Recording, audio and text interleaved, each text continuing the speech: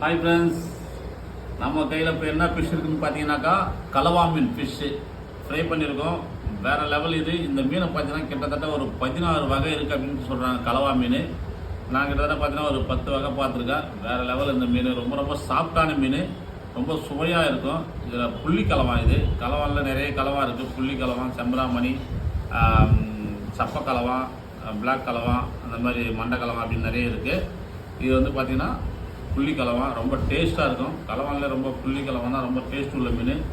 மீனும் பார்த்தீங்கன்னா கண்டமாக போட்டு குழம்பு வச்சா ரொம்ப நல்லது உடம்புக்கு. மீன் எப்பவுமே உடம்புக்கு ரொம்ப நல்லது.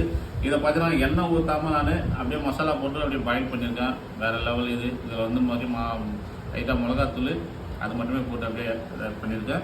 எண்ணெயில் போட்டு வறுக்கலை. நீங்கள் எப்படி பிடிச்சி அந்த மாதிரி வறுத்துங்க.